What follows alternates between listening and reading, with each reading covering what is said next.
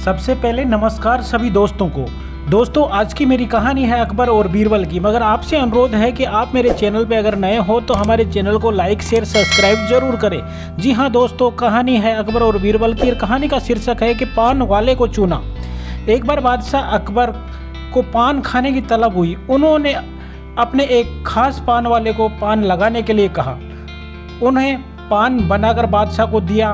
बादशाह ने चुपचाप पान खाया और उस पान वाले को अगले ही दिन आधा किलो चूना दरबार में लेकर आने का आदेश दिया। वह नहीं जानता था कि बादशाह उसे ऐसा क्यों करवा रहे हैं। वह चुपचाप चूना लेने बाजार चला गया। उसने दुकानदार से आधा किलो चूना मांगा। दुकानदार उससे पूछा कि इतना चूना क्यों खरीद रहे हो। तो उसने बताया कि किस तरह उसने बादशाह को पान दिया था। दुकानदार को समझने में देर नहीं लगी, कुछ गड़बड़ जरूर है। उसने पान वाले को समझाया कि दरबार में चूना लेकर जाने से पहले बहुत सारा घी पीकर जाना। उसने सलाह मानकर वैसा ही किया। दरबार में जाने से पहले खूब सारा घी पी लिया। दरबार में पहुंचने पर बादशाह ने उसे सारा चूना खाने को कहा।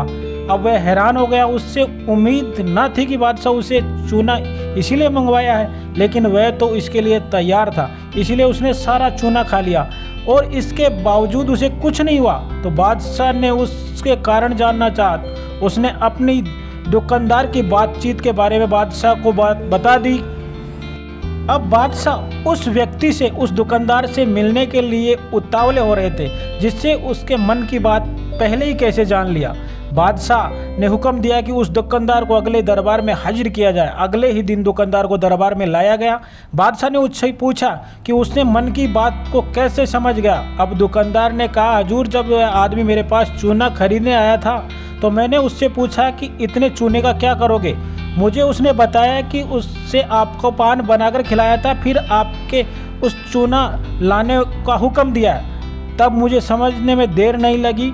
ज़रूर गलती है इससे, पान वाले ने थोड़ा चूना ज़्यादा लगा दिया होगा, जिससे बादशाह के मुंह में छाले हो गए होंगे और इसी का एहसास करवाने के लिए आपने उससे चूना मंगवाया है। मैंने उसे सलाह दी कि दरबार में जाने से पहले घी पीकर जाना, जिससे अगर तूने चूना खाना भी पड़े तो उसका खास कम असर रहेगा। यह दुकानदार और कोई नहीं, बीरबल था।